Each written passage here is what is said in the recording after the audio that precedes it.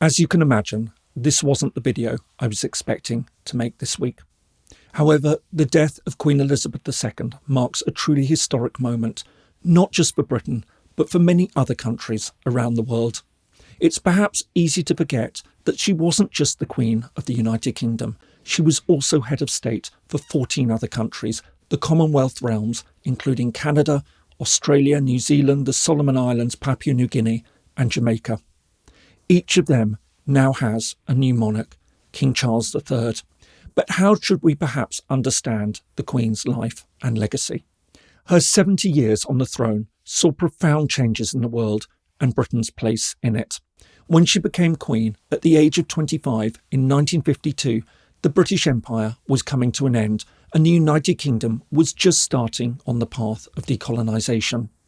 India, Pakistan and Sri Lanka had just gained independence.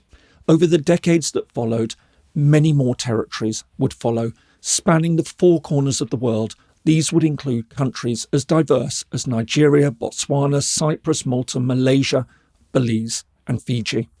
Of course, the legacy of imperialism weighs heavily on many of these countries, and in many ways Britain has yet to fully reckon with its colonial past. There are still far too many aspects of this era that have yet to be acknowledged, let alone truly confronted. But it's also important to recognise the pivotal role the Queen played in trying to form a new relationship between Britain and these countries. As head of the Commonwealth, an organisation she valued enormously, she oversaw a body that today provides a useful mechanism for these very different states to talk to each other.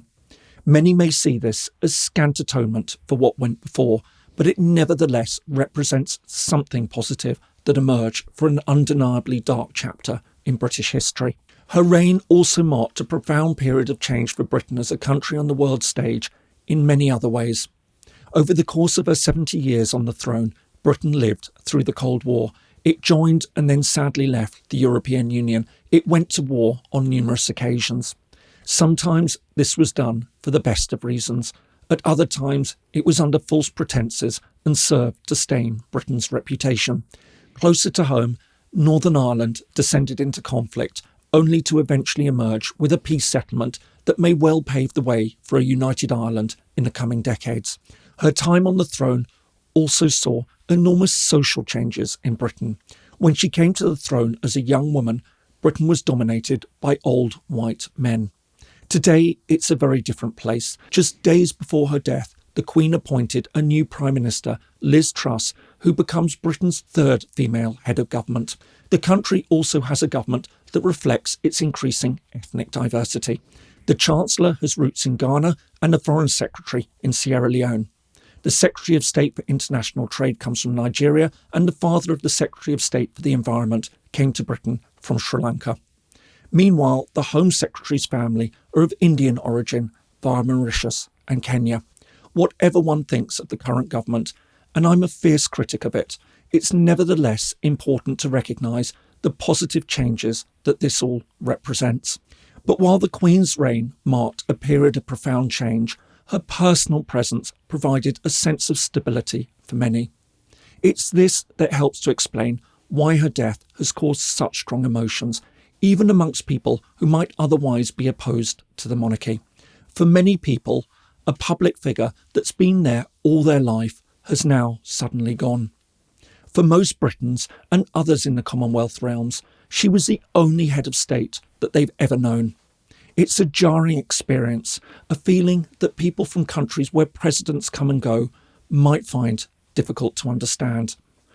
But it's also important to recognise that the Queen was also a divisive figure, if through no fault of her own. Many came to see her as the embodiment of the British state, a state that they held responsible for many of the evils of colonialism. But it's important to recognise that the Queen had no personal role in so many of the events that have angered people. As a constitutional monarch, she has no political power. She took no part in deciding whether to go to war, and she was not personally responsible for any atrocities that were committed. Although it's perhaps understandable that, as the figurehead of the British people, she came to be seen as the living symbol of a state that many around the world blamed for the ills of colonialism and for other wars, Blaming her personally for the bad things that Britain did, let alone for the British Empire that preceded her birth, is not only a mistake, but also profoundly unfair. It's therefore been sad to see some of the truly unpleasant comments that appeared in the hours after she died. Comments that often showed a complete lack of understanding about how the British political system works. More to the point, as a person, a human being, she deserves better. As even many Republicans have noted, she was dedicated to her role, a role she performed for 7 decades, thus making her the longest reigning monarch in British history. Many of the tributes pouring in have rightly recognised this.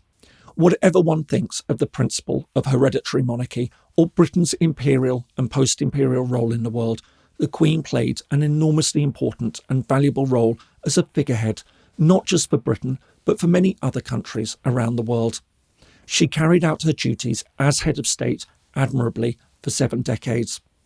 For many people, she's all they'll have ever known, and she will be mourned. And while there will inevitably be those that see her as the embodiment of a state they despise, we can all recognise that her passing truly marks the end of an era, not just for the United Kingdom, but far, far more widely.